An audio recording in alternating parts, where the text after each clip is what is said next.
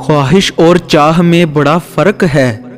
خواہش انسان کو گھمنڈی کر دیتی ہے اور چاہ انسان کو مٹی کرتی ہے۔ لوگوں کو اچھا سمجھنا چھوڑ دیں، کیونکہ لوگ اندر سے وہ نہیں ہوتے جو باہر سے دکھائی دیتے ہیں۔ احساس سے خالی رشتے ٹوٹ جاتے ہیں، پھر چاہے وہ وقت سے پہلے ٹوٹیں یا وقت کے بعد۔ 10% جھگڑے اختلاف رائے کی بنا پر ہوتے ہیں، جبکہ 90% غلط لہجے کی وجہ سے۔ لہٰذا ہمیں اپنے لہجوں کی درستگی کی طرف توجہ دینی چاہیے۔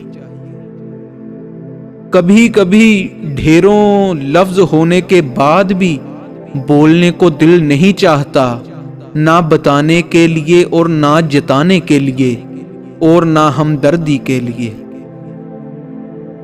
کبھی کبھی انسان اپنی زندگی میں نہ چاہتے ہوئے بھی ایک ایسے مقام پر آ کھڑا ہوتا ہے جہاں وہ اپنا درد سوائے اللہ کے کسی کو نہیں سنا سکتا۔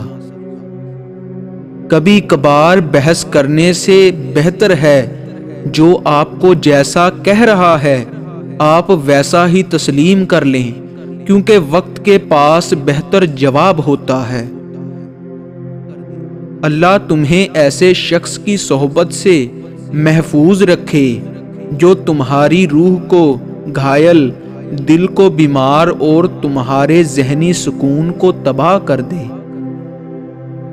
اللہ اگر تمہارے مقدر کا فیصلہ تمہارے ہاتھ میں بھی تھما دے، تب بھی تم وہ نہیں سوچ سکتے جو اس نے تمہارے لیے سوچ رکھا ہے۔ لہٰذا تمہارا کام بس صبر اور برداشت کرنا ہے، کیونکہ جب وہ کنارے پر لا کھڑا کرتا ہے تو پھر وہ تھام لیتا ہے یا پھر اڑنا سکھا دیتا ہے۔ لوگوں کو ہر وقت نصیحت کی ضرورت نہیں ہوتی، کبھی کبھی انسان تھامنے والے ہاتھ، سننے والے کان اور سمجھنے والا ایک دل بھی درکار ہوتا ہے۔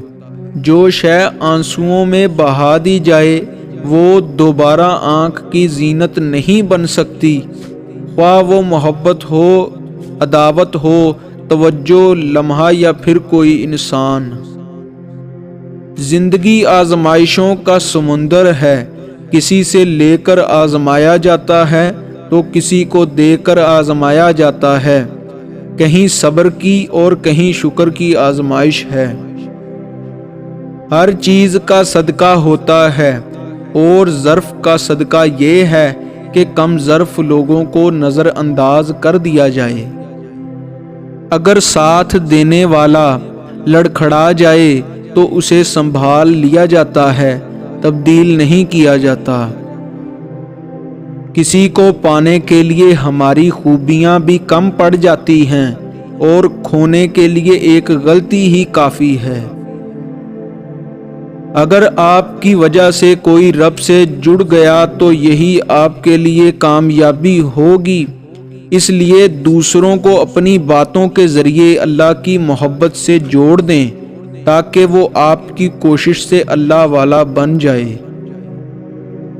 اگر کوئی آپ کو کھو کر خوش ہے تو اسے خوش رہنے دیں، لیکن اگر آپ کسی کو چھوڑ کر خوش نہیں ہیں تو خود کو یہ سوچ کر اطمینان رکھیں کہ آپ جیسے مخلص کی اس کی زندگی میں ہمیشہ کمی رہے گی۔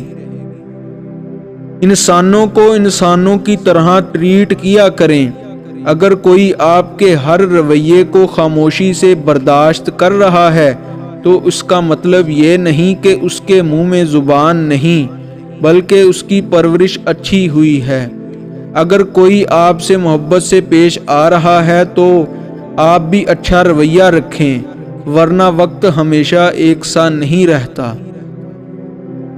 انسان کو توڑنے، چھوڑنے اور گرانے کے کئی طریقے ہیں، مگر اسے پانے، بنانے اور سنوارنے کا صرف ایک طریقہ ہے اور وہ ہے محبت۔ کچھ لوگ آپ کی زبان سے ادا کیے گئے لفظ بھی نہیں سمجھ پائیں گے اور کچھ کو سمجھانے کے لیے لفظوں کی ضرورت بھی نہیں پڑے گی۔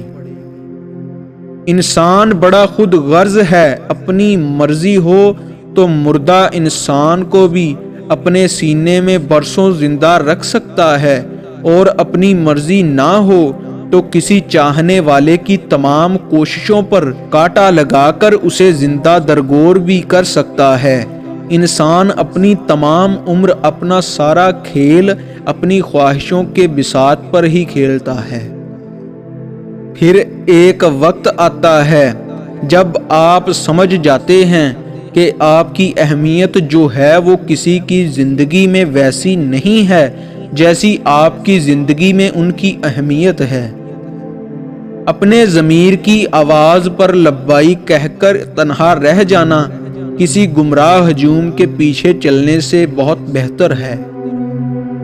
جب رات کے آخری پہر اللہ تمہیں خود چنتا ہے تہجد پڑھنے کے لیے، تو پھر سوچو وہ تمہیں خالی ہاتھ کیسے لوٹائے گا۔